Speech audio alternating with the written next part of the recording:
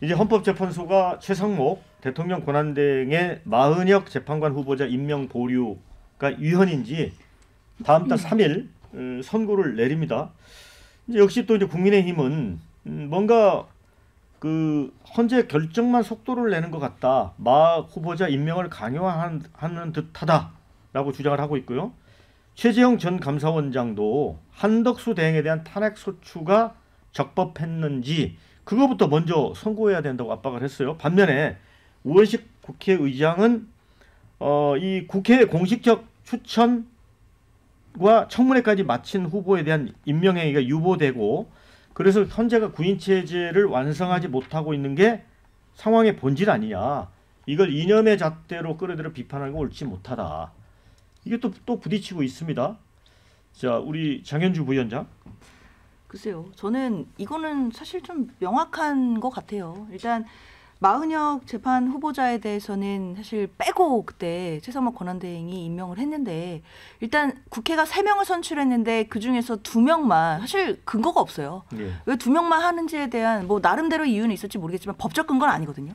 헌법상 부여된 권한도 아니고. 그리고 왜 2명을 아무런 근거 없이 권한대행이 임명했는지 사실 이게 잘못됐기 때문에 시작된 절차입니다. 잘못된 것을 바로잡아야 된다라는 것이 또 헌법재판소에서 이루어지고 있는 절차들인 것이지 사실 이것을 두고 국민의힘에서는 이걸 먼저 할 게 아니라 뭐 한덕수 총리에 대한 거 먼저 해야 된다. 이거는 헌법재판소에서 판단할 일이라고 생각이 들고요.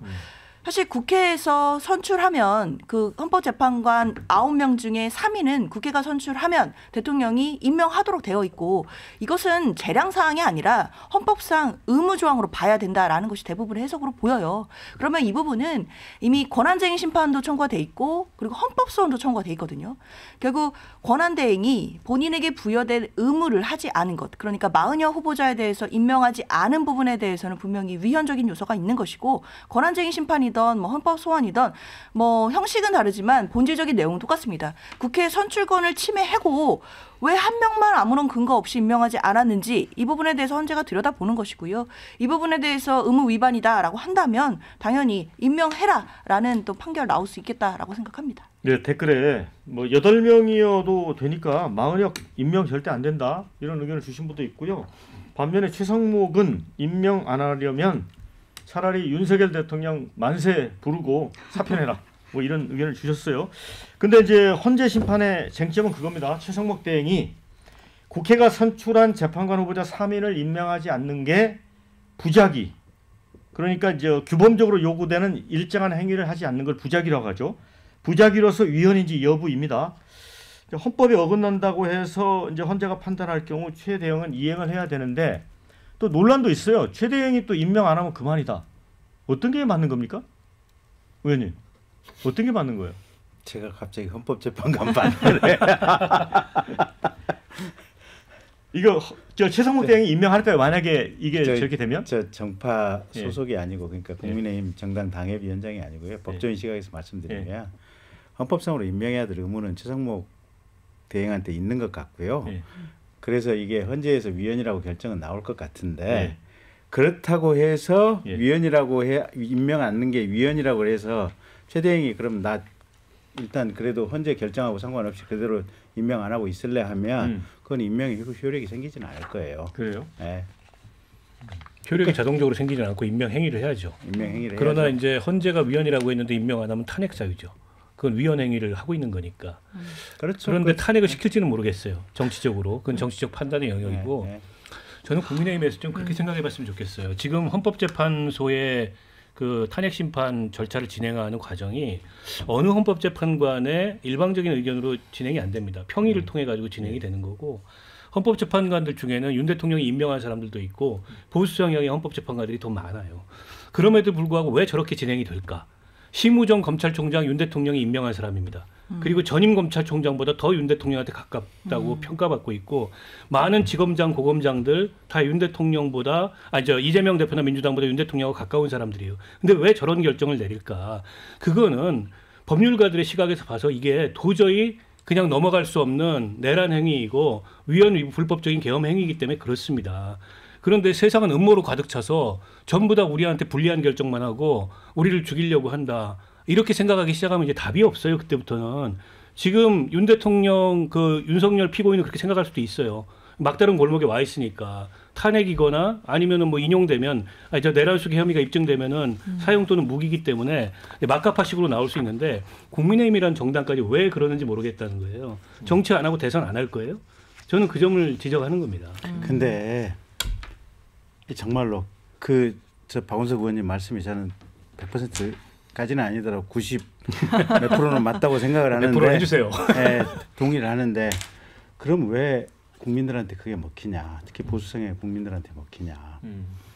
아니 일단 뻔한 것을 부인하고 거짓말을 했던 조국 그 많은 지금 민주당이나 야당의 정치인들 심지어 지금도 한명숙 사건 재심해야 되고 한명숙 사건 수사했던 검사들을 찾아내서 처벌해야 된다고 주장하는 민주당 의원들이 있어요. 그래요 실제가 그런 상황들이에요. 그다음에 이재명 대표 관련해 가지고 그걸 사실 민주당 경선 과정에서 지금 이낙연 캠프에서 초기에 여러 가지 어떤 문제 제기들이 있었던 거 아니에요 보면 검찰이 그걸 인지수사했다고 지금 인지수사에서 억울하게 이재명 대표에 대해서 사건을 뒤집어 씌우기 시작했다고 생각하는 민주당 당원들이 아마 태반일 거예요. 그래서 이게 민주당 이재명 기소할 때 또 조국 기소할 때 서초동에서 수만 명, 수십만 명, 심지어는 무슨 100만 촛불이 모여가지고 검찰한테 항의 시위를 했다고 하는 게 민주당 지지자들이에요. 전국에 있는 민주당 지역당에서 아마 저 관광버스 동원해서 꽤나 많이 모였을 거예요. 지금 현재 그래요. 이게 국민들의 의식이 뒤틀려 있는 거, 국민들의 사법에 대한 불신, 의식이 뒤틀려 있는 거, 이게 그냥 보편화됐거든요. 그 스타팅 포인트가 조국이에요. 그게 대한민국 전체로 지금 흩어져 있는 거예요. 그래서 말도 안 되는 소소한 어떤 절차적인 거 가지고 이게 그냥 다 시비거리가 돼도 그냥 이게 받아들여질 수 있는 사회적인 어떤 정신적인 토대가 이미 그렇게 가버렸어요 국가가. 자, 뭐 조국 대표 귀가 근질근질하겠어요. 남부구치고 계시는데.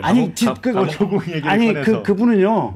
좀 죄송하지만 징역 2년 선고됐잖아요. 징역 한 20년쯤 사셔야 돼요. 아니, 대부분 저는 그렇게 생각합니다. 민주당이 왜 그렇게까지 40여 그리고 9명에 집착을 할까? 국민들이 다 보고 계시지 않습니까? 혹시라도 탄핵이 기각될까 봐 조금의 위험 소지도 남기지 않겠다. 그냥 정략이거든요. 근데 이 40여이라는 분은 과거에 그 민주노동당이 국회를 점거하는 그 사건을 공소를 기각해버리는 그리고 우리법 연구회 이번에 국민들이 더욱더 우리법 연구회 서부지법 이 커넥션에 대해서 의심을 더 갖게 됐거든요. 그럼에도 불구하고 박근혜 대통령 때 8명으로 다 판결했는데 이 사람을 꼭 이렇게 넣어라 의도가 뻔히 보이기 때문에 국민들이 잘 동의를 하지 않고 있는 겁니다.